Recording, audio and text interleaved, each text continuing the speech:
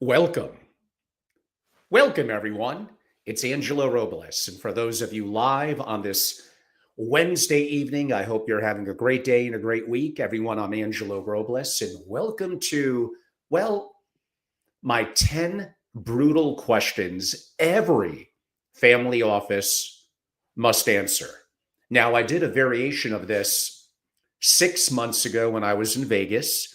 It's been updated. Well, things change after 6 months. And I think this is probably something twice a year, every 6 months that I'll do. I hope you have a chance to enjoy it. It's relatively short, 12, 13 minutes. And then at the end, I'll provide some updates of some things going on now through the end of the year, and lots of really good things. So, on that note, without further ado, shall we begin? Again, 10 brutal questions every family office must answer. Most family offices, as I've said before, it's up on my website, are museums pretending to be kind of war rooms. These questions separate kind of the delusional from the truly dangerous. So, one, if your family office vanished tomorrow, what would your family actually lose? And be specific, not expertise. That's like LinkedIn theater, not relationships. Those belong to people, really not entities. If the honest answer is meeting notes and vendor management, you're running sometimes a multi-billion-dollar family office. Really, it's somewhat dressed up so-called strategic infrastructure. The real test: can your family office manufacture asymmetric opportunities, or does it just process what the banks, Goldman or Morgan Stanley, sends over? Because in the age of AI co-pilots and zero-cost information, coordination without edge creation is a vanity expense. Two, are you optimizing for consensus or conquest? Family offices worship harmony like it's a fiduciary duty, but consensus is the tax on ambition. Every committee you form in family offices, love their committees, is a bet really against urgency. Every stakeholder alignment process is really compounding cost in disguise. Meanwhile, what? Blackstone moves in 48 hours, Citadel in a minute, like overnight at the latest. And if you're drafting memos for the third quarter investment committee, I don't get it. Speed is the new moat, and you're building a castle kind of like with the drawbridge. Ooh, that's a good one. Three, which half of your team will be obsolete by, I don't know, the end of this year? Not could AI replace them. Really, will it? Because this year, the models write code that effectively ships. They audit cap tables, they model tax scenarios across multiple jurisdictions, while often your analyst is still opening Excel. The brutal math. If someone's job is to gather, this is an important one. If someone's job is to gather information and make a recommendation, that job has what? Like 18 months left? Maybe? The only question that matters now: who is on your team?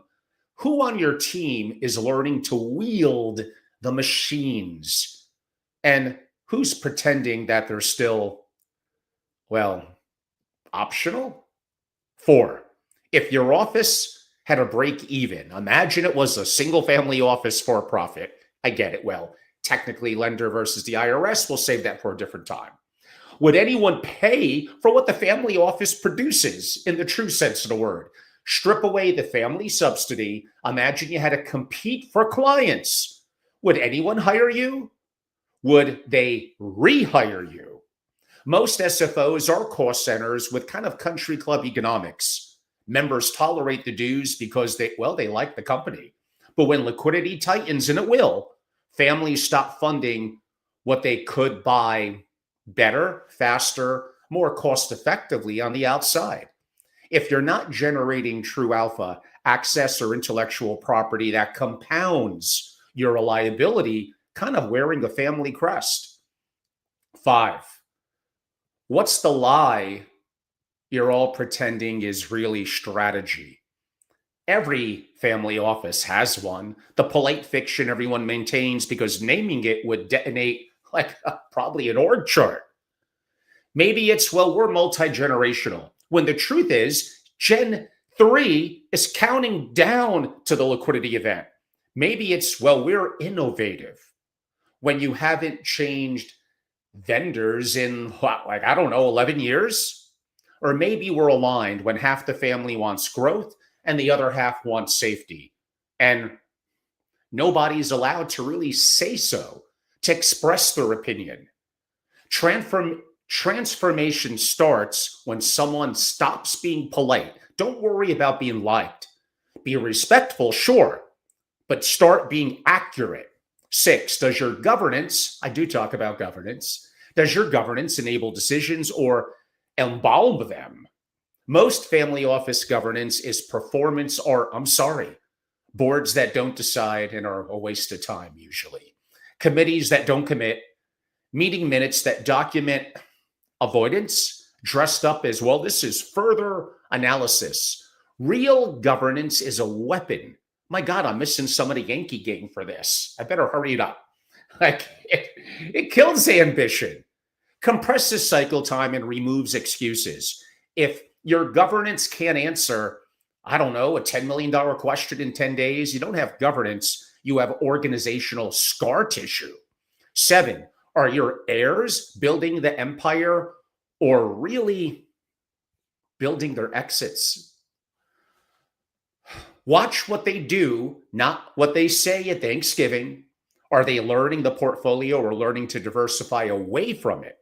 Are they asking for responsibility, bring it on, or asking for distributions? Every disengaged heir is a signal that your family office has become like a trust and like a lobbyist, not a mission really worth joining. You can't mandate meaning, understand that. And if the next generation doesn't believe in what you built, well, neither will it really anyone else, like the market.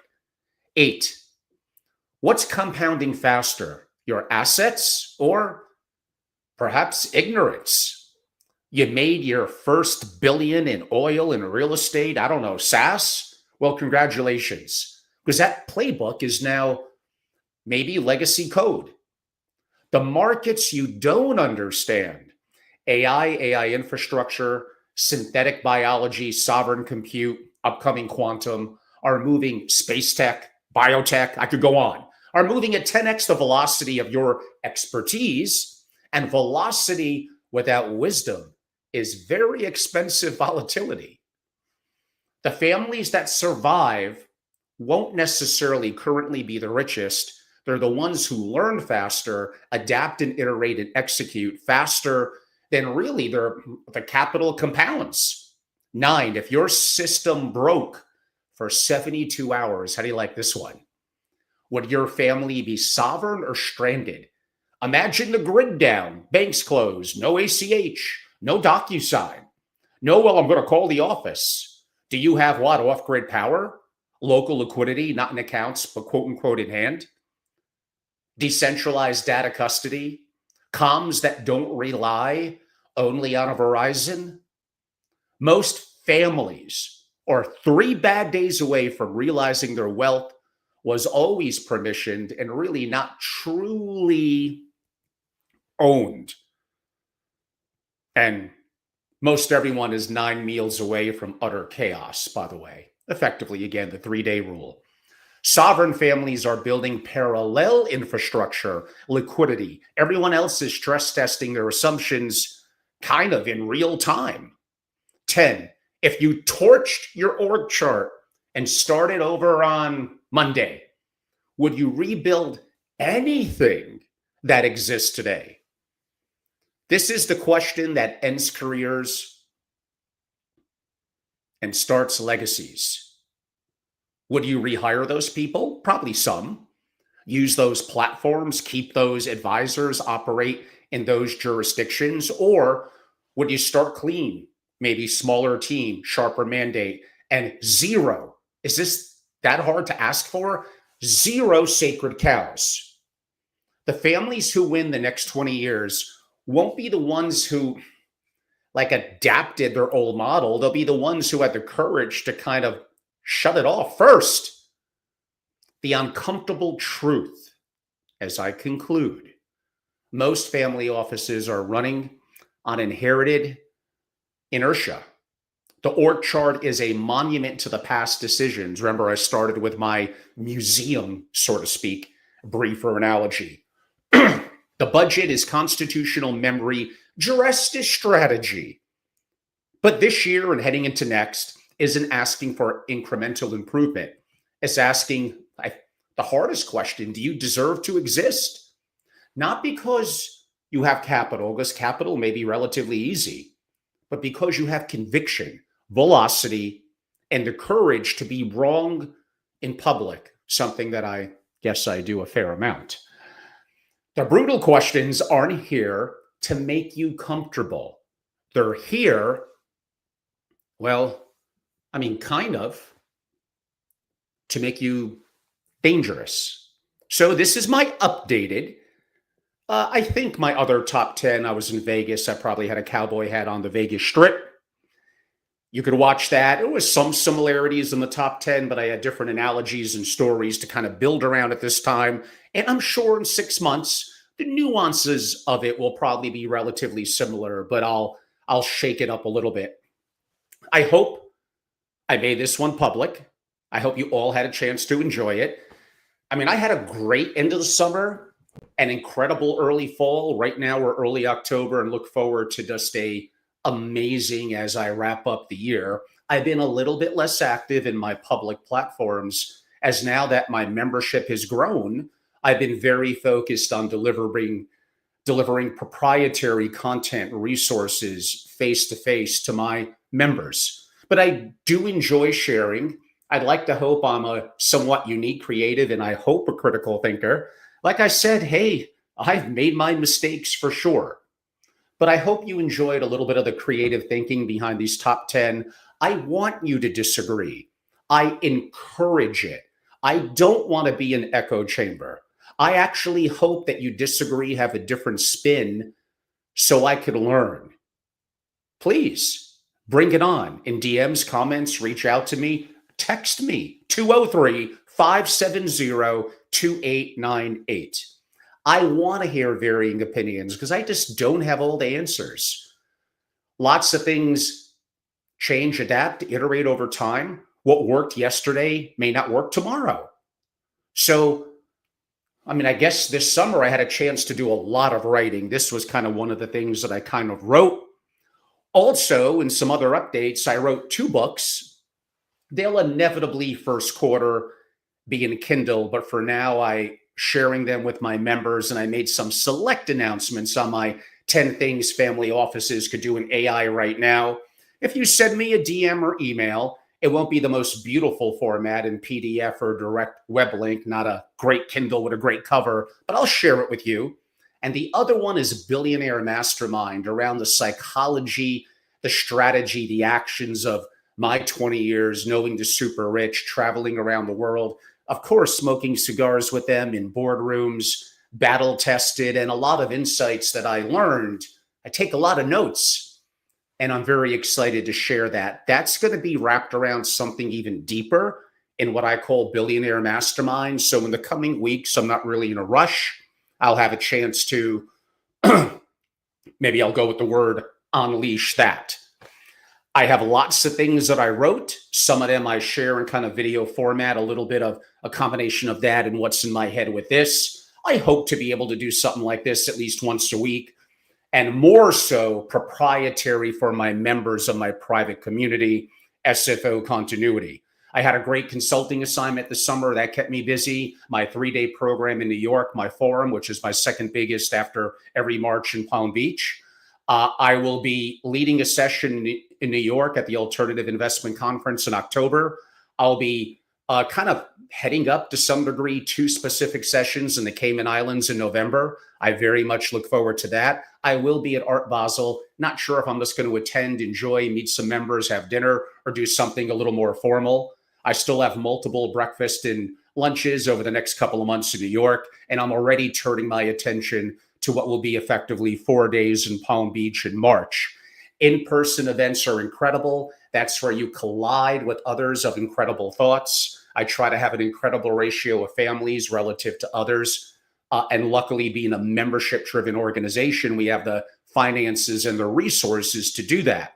And that does make a difference and that does matter. But I also believe in creative content, original content, outputting writing, books, and my videos. And I hope you all have a chance to enjoy it. Oh, I did forget. Many of you have not heard me mention it as much as I did in the spring and summer. I am still incredibly active in AI. That was a little bit of some underlying themes on my little parts of my top 10 today. And I have my next, it's up on my website, angelorobles.com, my AI Family Office Masterclass, my last one for this year, which is November 5th and 6th in New York, in-person immersive 2 days. I got incredible instructors. I myself have now put in over 80 hours in vibe coding, building certain platforms, internal apps, and one other that I may make more public. My God, I can't believe I'll be on the App Store, but we'll find out in the next 30 days. Lots of incredible things happening in AI, in robotics, in investing, in really, I'm a big believer in keeping it sovereign, keeping your most proprietary data, not touching the cloud, not training the systems, and how to do that and build that. And you learn all of that. I admit it's a bit of a premium. It's not going to be for everyone. I just want a couple of people. It's all up on my website at angelorobles.com. And I will be doing more. I don't know if I'm going to have time this year.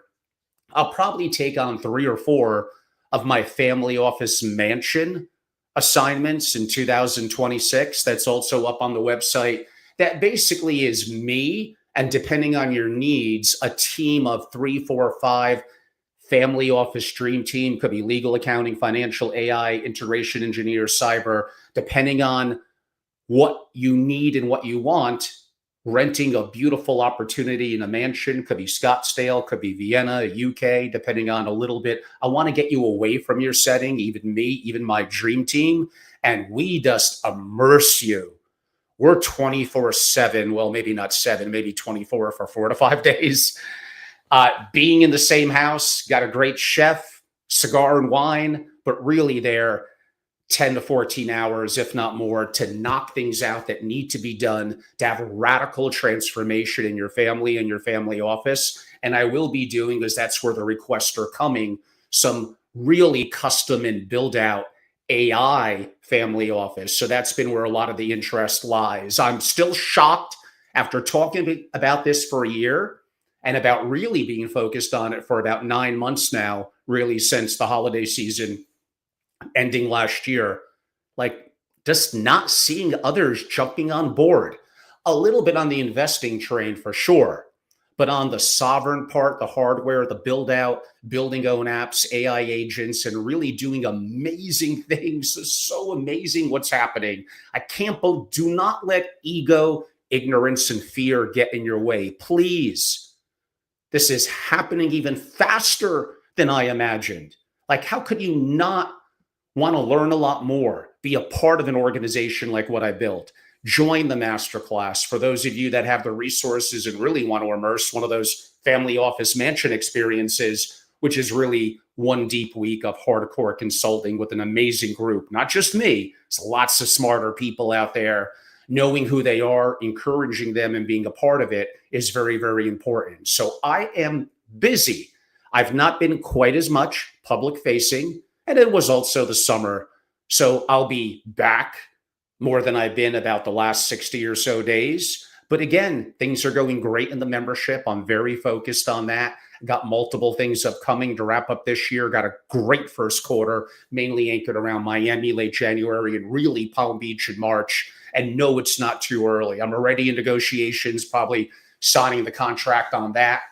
We'll probably do a private home, definitely Churchill Cigars, and one of the main dinners at the Breakers, at Colony, at some of the great restaurants around Worth Avenue, and our main resort venues. So that's a multi-month project, a lot going on. So, like, now's the time. We're past the summer. We have a good run of the last couple of months of the year. If you're a family, if you're a family office, now's the time to jump on board. Go to angelorobles.com, learn all about it. And if not, enjoy what I output on at Family Office on YouTube, LinkedIn, my socials, my other platforms. I'm happy to share insight where I could.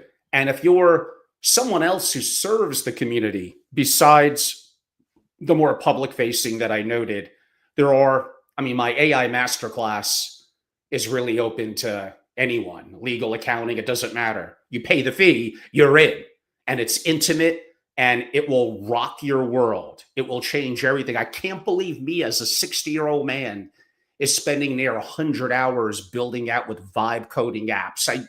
A year ago, I never would have thought that. Now, the promise that it's super easy, you just go on Lovable and Bolt, and 11 minutes later, which I did claim once, or an hour later, okay, it's a little more complicated than that. But if I could do it, you could do it because you're awesome. So learn more about what I'm doing, jump in, participate. I hope you enjoyed the top 10 today. And again, give me feedback. It's okay to disagree. Sometimes I could be a little bombastic, I understand. But you have to admit, there must be some grains of truth, some rattling the cage that you're not used to in the boring, vanilla, stodgy, very slow moving family office world. And if you're an executive in a family office, like, I want to be your best friend. I really want to work with you and help you be a part of the group, learn a lot more about AI. It's going to be job preservation for probably years to come. Like, how could you not see that? Well, enough about that. You all know where to reach out to me. Thank you all so much. I'm going to go. Those of you that are live, God knows what my New York Yankees are doing. They were down 1-0 in like I think it was the bottom of the second where I last left off. So don't tell me anyone. I'm going to shut this down, run to my TV, not even take this off. I'm going to wait until probably after the game.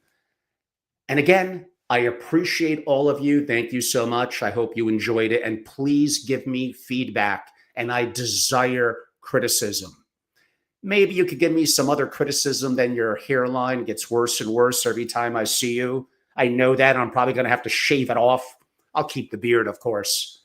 But we'll see what the next year brings. Anyhow, on that note, thank you all so much and have a great day.